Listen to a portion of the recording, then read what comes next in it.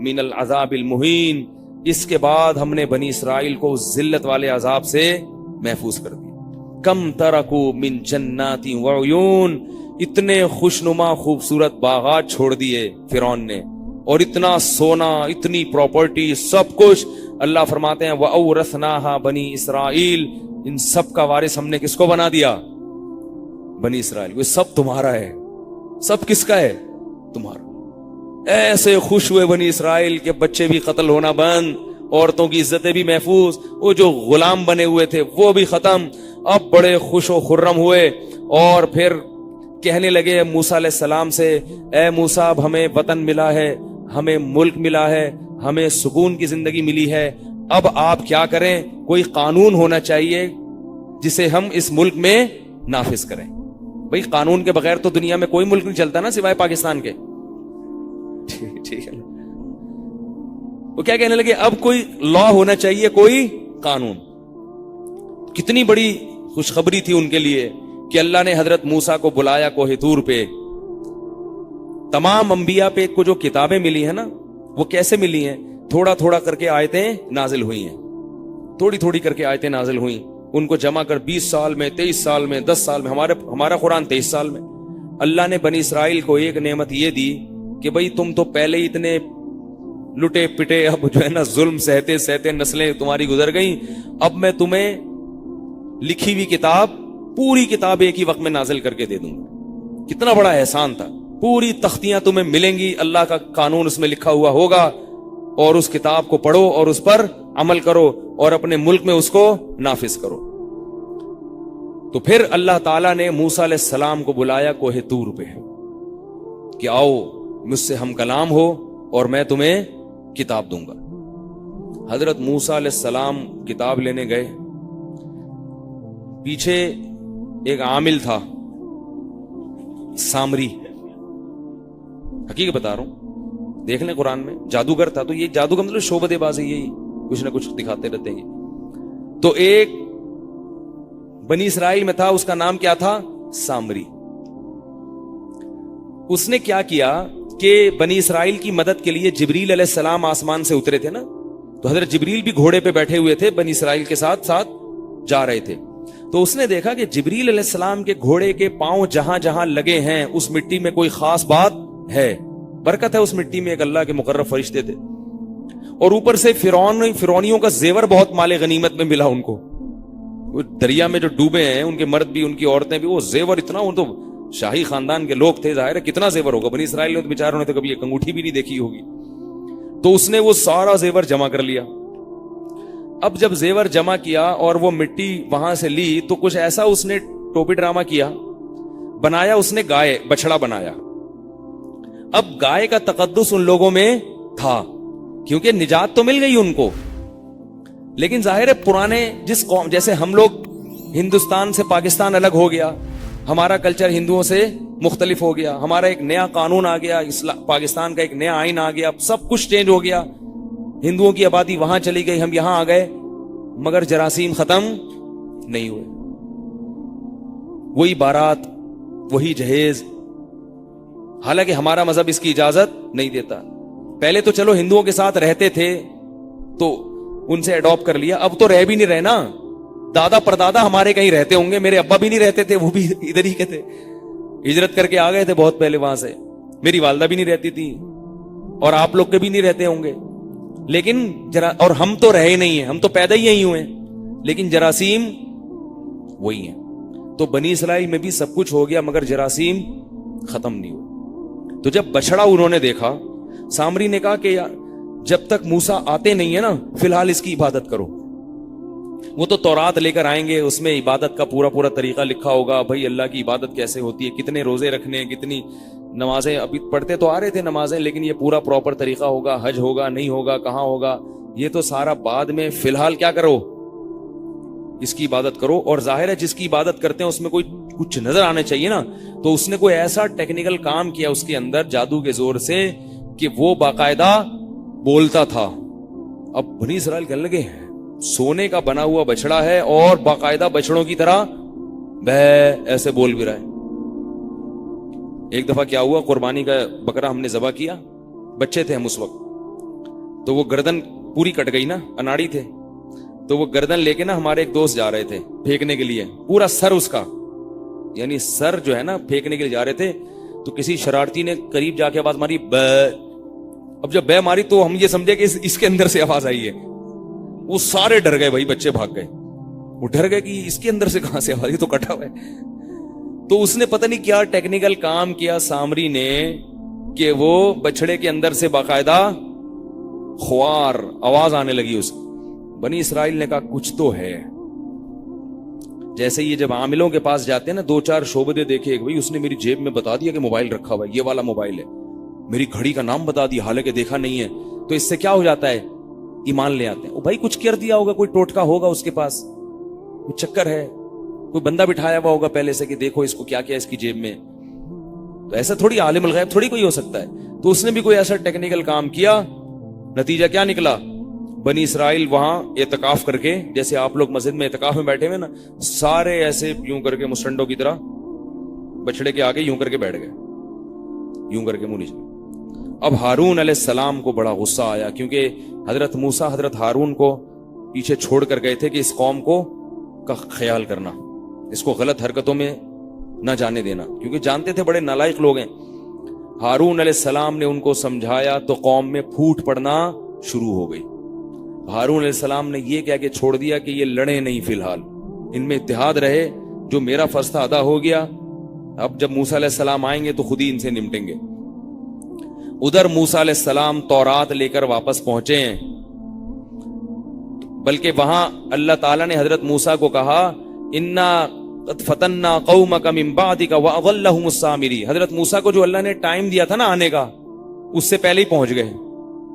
ٹھیک ہے نا, اللہ نے حضرت موسیٰ کو ٹائم دیا تھا کہ اس دن آنا, اتنے وقت پہ آنا, اور حضرت موسیٰ پہلے ہی پہنچ گئے. اللہ نے کہا حضرت موسیٰ سے کہ آپ کو تو میں نے یہ وقت نہیں دیا تھا. انہوں نے فرمایا عجلت الیک ربی لترضی, اللہ تجھے خوش کرنے کے لیے پہلے ہی آ گئے. یعنی محبت تھی کہ جو ٹائم دیا تھا اس سے پتہ چلتا ہے, جس سے محبت ہو تو اس سے ملاقات کے لیے جانا ہو تو جتنے گھنٹے پہلے پہنچے گا اس کی علامت ہے اتنی محبت زیادہ, اور جتنا لیٹ پہنچ رہا ہے, اس قرآن کے اس واقعے سے پتہ چلتا ہے, جتنا لیٹ پہنچ رہا ہے اس کا مطلب تعلق اتنا ہی کمزور ہے. آپ دیکھ لیں, اگر کسی سے سیٹنگ ویٹنگ اللہ نہ کرے چل رہی ہو, احتیاطاً 1 گھنٹہ پہلے جا کے بیٹھ جاتے ہیں پارک میں, یا ٹریفک جیم بھی ہو سکتا ہے, کوئی مسئلہ بھی ہو سکتا ہے. اور نماز میں بالکل آخری وقت میں جب اللہ کا دربار لگتا ہے تو بالکل آخری ٹائم اتنا سستی سے آتے ہیں. نبی نے فرمایا کہ جو صف اول میں نماز پڑھتے ہیں قیامت کے دن اللہ کے قریب بھی وہی لوگ ہوں گے. اللہ کہیں گے دنیا میں میرے قریب تھے تو آخرت میں بھی میرے قریب. اور جو پیچھے ہوتے ہیں قیامت کے دن بھی وہ کہاں ہوں گے, پیچھے ہوں گے. اور جو آتے ہی نہیں وہ ہوں گے ہی نہیں, دربار میں ہی نہیں ہوں گے. یہی ہے, یہی دنیا آخرت جو ہے نا وہ اسی کی عکاسی ہے, جو یہاں ہو رہا ہے وہی اللہ دکھا دیں گے آخرت میں. تو حضرت موسیٰ علیہ السلام وقت سے پہلے پہنچ گئے. اللہ نے فرمایا کہ آپ تو وقت سے پہلے آ گئے, مجھے خوش کرنے کے لیے محبت میں آ گئے, لیکن آپ کے پیچھے آپ کی قوم بگڑ گئی ہے. اضلهم السامری, سامری نے ان کو گمراہ کر دیا ہے. حضرت موسیٰ غضبناک ہو کے پہنچے کہ ابھی اللہ نے اتنا کرم کیا تمہارے اوپر, تمہیں ظلم سے نجات دی, اور اتنا کچھ اللہ نے انعامات کی, احسانات کی, اور تم یہ کرنا شروع کر دیا. تم نے واپس گئے ہیں اور اب اپنے بھائی کی داڑھی جا کے پکڑی ہے. سب سے پہلے اپنے بھائی کی داڑھی پکڑی کہ جب یہ تم نے اس قوم کو دیکھا کہ بچڑے کی عبادت کر رہی ہے, تم نے اس قوم کو روکا کیوں نہیں؟ انہوں نے فرمایا یا ابن امّا لا تأخذ بلحیتی ولا براسی, اے میری ماں کے بیٹے, میری داڑھی اور میرے سر کے بالوں کو نہ پکڑو. جلال تھا نا حضرت موسیٰ میں, ادھر سے سر کے بال پکڑے ہوئے تھے بھائی کے, اور ادھر سے داڑھی پورا گرفت میں لیا ہوا تھا. یہ کیا ہو رہا ہے, یہ کیسے عبادت کر رہے ہیں یہ؟ انہوں نے فرمایا کہ میں نے کوشش کی مگر ان میں پھوٹ ڈلنے لگی تھی, لڑائیاں شروع ہو رہی تھی, تو اس لیے میں رک گیا. تو ان کو تو پھر حضرت موسیٰ نے ان کی مغفرت کے لیے بھی دعا مانگی, اپنے لیے بھی. پھر بنی اسرائیل کو کہا تو وہ بھی توبہ طائب کرنے لگے. تو پھر اللہ نے حضرت موسیٰ کو کہا کہ جنہوں نے بچڑے کی عبادت کی ہے ان کی سزا یہ ہے کہ وہ اپنے آپ کو قتل کے لیے پیش کر دیں. سزا کیا ہے؟ بولو بھائی, گردن. جو اپنے آپ کو خود سے پیش کر دے گا، گردن اڑوا دے گا، اس کا یہ جرم معاف، جنت میں جائے گا، ورنہ معافی نہیں ہے۔ تھے تو مسلمان بالآخر جنہوں نے، اچھا قتل کریں گے کون؟ جنہوں نے عبادت نہیں کی۔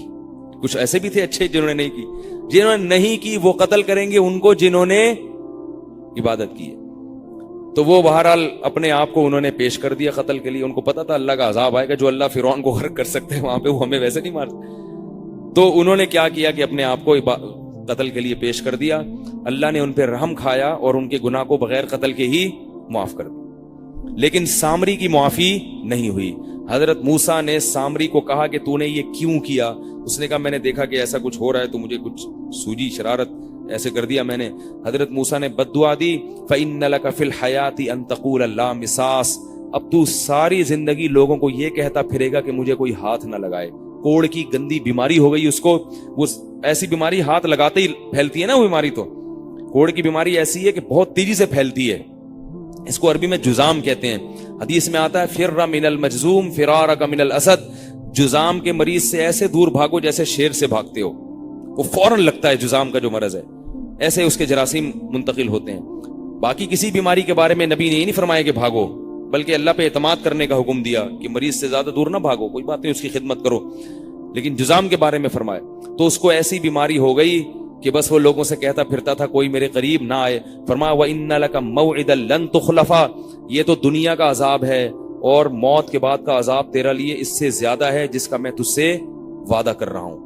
اس کو بددعا دے دی حضرت موسیٰ علیہ السلام نے اور بتایا وَانظُرْ إِلَىٰ إِلَٰهِكَ الَّذِي، آخری بات کر کے اپنی بات سن، پھر یہ واقعہ میں مزید کل انشاءاللہ بیان کروں گا۔ کل ختم قرآن بھی ہے تو دیکھوں گا یہی موضوع کرنا ہے یا ختم قرآن کی مناسبت سے موضوع تبدیل کرتا ہوں۔ تو اور یہ بھی کہا، اب یہ بات سمجھو، وَانظُرْ إِلَىٰ إِلَٰهِكَ الَّذِي غَلْتَ عَلَيْهِ عَاكِفًا، یہ جو تیرا معبود ہے نا جس کے گرد تم سر لٹکا کے بیٹھا ہوا تھا اور تم سب اس کی عبادت کر رہے تھے، لَنُحَرِّقَنَّهُ، اس کا اب انجام دیکھو میں کرتا کیا ہوں، اس کا انجام دیکھو میں اس کے ساتھ، یہ ٹیکنیکل پوائنٹ ہے اس کو نوٹ کر لو، اس کا انجام دیکھو میں اس کے ساتھ کرتا کیا ہوں، لَنُحَرِّقَنَّهُ، آگ میں ڈالوں گا اس کو، ثم لننسفنه فی الیم نسفا، اور راکھ بنا کے دریا کی موجوں کے حوالے کر دوں گا۔ اس سے زیادہ ذلیل کوئی کسی کو کر سکتا ہے؟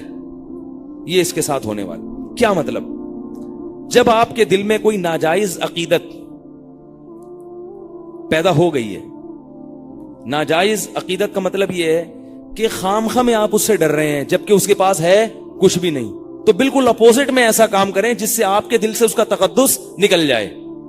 اسی لیے میں کہتا ہوں کہ عاملوں کی عظمت دل سے نکالنے کے لیے اتنا کافی نہیں ہے کہ آپ ان کے پاس جانا چھوڑ دیں، یہ ضروری ہے کہ آپ ان کے پاس جائیں، آپ ان سے بولیں کہ تمہارے اندر جو دم ہے نا کرنے کا، تعویذ گنڈے فلیتے پلیتے دو جہاں رکھنے رکھاؤ، میں رکھ کے دکھاؤں گا، انشاءاللہ کچھ بھی نہیں ہوگا۔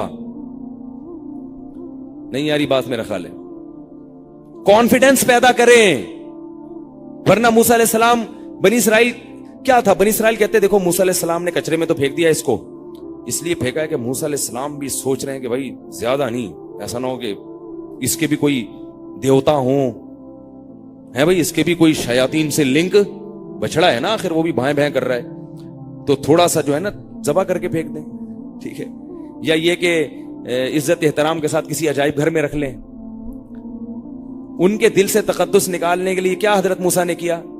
جلا کے راکھ بنا کے، اب معبود کو جلایا جا رہا ہو تو چیخے گا نا وہ، تو بتا دیے کہ یہ کچھ بھی نہیں کر سکتا۔ تو اس لیے یہ تعویذ گنڈے کا جو حساب کتاب ہے، اس کی عظمت دل سے نکالنے کا طریقہ یہ ہے کہ ان تعویذوں کو بالکل بھی لفٹ نہ کرائے، چیلنج کیا کریں، بولے جس عامل میں دم ہے جادو ٹونے کا وہ میرے گھر آ کے کرے۔ ایک صاحب نے مجھے کہا کہ ایک عامل نے مجھے دھمکی دی ہے، ایک نوجوان نے مجھے کہا ایک عامل نے مجھے دھمکی دی ہے کہ 24 گھنٹے کے اندر اندر تیرے ساتھ یہ ہو جائے گا۔ میں نے کہا پھر کیا کہہ رہے یار، مجھے آپ کے بیانات سنتا ہوں، مجھے پتا ہے کہ کچھ نہیں ہوگا، لیکن یار تھوڑا سا نا بس دعا کریں۔ کیا کریں؟ حضرت دعا کی درخواست ہے۔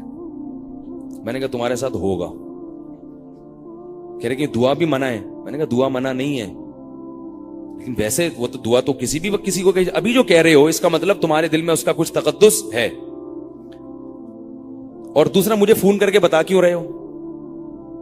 اس لیے بتا رہے ہو نا کہ شاید کوئی مشورہ دیں, کوئی احتیاطی تدبیر. اگر تم اس کو بالکل لفٹ ہی نہیں کراتے تو نہ مجھے فون کرتے نہ دعا کی درخواست کرتے. کہتے ابے تو نے بول دیا, تیرے بولنے سے کیا ہوتا ہے. پھر میں نے اسے کہا, میں نے کہا اس عامل کو فون کر کے اسے کہیں کہ 24 گھنٹے کے اندر تم نے جو کرنا ہے نا تو کیا کرنا ہے. اگر وہ کہے کہ میں نے تمہیں بیمار کرنا ہے تو اسے کہیں بیمار نہیں کرو, ڈائریکٹ مار دو. یار کیا کرو, مار دو. یہ بیماری ہماری, یہ تو بچکانا حرکتیں یار. کرنا ہے تو کہ ڈھنگ سے کام, بیوی کو بیوہ کرو یار, بچوں کو یتیم کرو.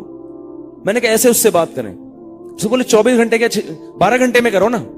اور اگر آپ کا نہیں پروسیس میں ٹائم لگے گا تو میں 24 کے بجائے تمہیں 48 گھنٹے کا ٹائم دے دیتا ہوں. بھائی ہو سکتا ہے تم سے 24 میں نہ ہو سکے تو تم کو اصل میں وہ ایکچولی ٹائم نہیں ملا تھا, تو وہ جنات کہہ رہے تھے کہ بھی ہمیں کسی اور کو مارنا ہے جا کے, تو ابھی ہمارے پاس چونکہ ٹائم نہیں ہے, تو اس لیے وہ بہانے تو 100 ہوں گے نا. جب آپ کو کچھ نہیں ہوگا 24 گھنٹے بعد, وہ بولے گا یار یہ ہو گیا تھا وہ ہو گیا تھا, تو اس کو بولو 24 بہتر تو یہ ہے کہ 12 میں مار دو. 12 اور وہ نہیں کرو, بیماری نہیں کرو, ڈائریکٹ مارو. اور اگر نہیں کر سکتے 24 گھنٹے میں کوئی پرابلم ہے تو 48 گھنٹے کا ٹائم دے رہا ہوں میں آپ. اور یہ بولو کہ میرے بال کو بھی کچھ ہو گیا نا تو میں تیری عظمت کو سلام کروں. ایک بال بھی میرا ٹوٹ کے گر گیا. اور یہ بتا دوں کہ اگر تو نے مجھے دوبارہ دھمکی دی تو میں 24 نہیں, میں 2 گھنٹے کے اندر اندر تیرے ساتھ وہ کچھ کروں گا کہ تیری نسلیں یاد رکھیں گی. اس نے پھر ایسے ہی کیا. سمجھے تو دھمکیاں دے رہا ہے نا, میں تجھ سے بڑا فنٹر ہوں. تو وہ پھر 24 گھنٹے کے بعد اس لڑکے کا فون ہے, کہہ رہے کچھ بھی نہیں ہوا الحمدللہ مجھے. میں نے کہا کچھ اس لیے نہیں ہوا کہ آپ نے اس کو کیا کر دی, ریورس میں دھمکی دے دی. ورنہ یہ کیا ہوتا ہے کہ قوت انفعالی ہوتی ہے ایک چیز, کہ آپ کسی کا اثر قبول کر رہے ہیں. اس میں بعض دفعہ کچھ نہیں بھی ہو رہا ہوتا تو آپ خود بخود ہی گھل رہے ہوتے ہیں اندر, خود بخود ہی اندر سے ہو رہے ہوتے ہیں یار کچھ ہو رہا ہے, کچھ ہو رہا ہے. تو اس لیے یہ جو نبی صلی اللہ علیہ وسلم نے فرمایا کہ جب صحابہ پہ شراب کو حرام قرار دیا تو فرمایا شراب کے برتن بھی توڑ دو تاکہ شراب کی محبت بالکل دل سے نکل جائے. تو پتہ یہ چلا کہ جب کسی چیز کی گناہ کی نفرت دل میں ڈالنی ہے تو اس کے جتنی چیزیں اس طرف آپ کو لے کے جانے والی ہیں ان تمام چیزوں سے کنارہ کشی اختیار کر لیں, بالکل اپوزٹ چلنا شروع ہو جائیں اس کے, پھر اس کی محبت ختم ہوگی, ورنہ محبت ختم نہیں ہوتی. تو حضرت موسیٰ نے اس کو جلا کے راکھ کیا اور اس کو دریا کی موجوں کے حوالے کیا. فرمایا وانظر الی الہک الذی, یہ ہے تیرا معبود. پھر فرمایا انما الہکم اللہ الذی لا الہ الا ہو, کہ تم لوگوں کا الہ صرف وہ ایک خدا ہے جس کے سوا کوئی عبادت کے لائق نہیں ہے. کیسے اپنی قوم کی تربیت کی, سمجھایا ایک خدا ایک خدا ایک خدا. پھر جا کے بنی اسرائیل نے یہ غلطی دوبارہ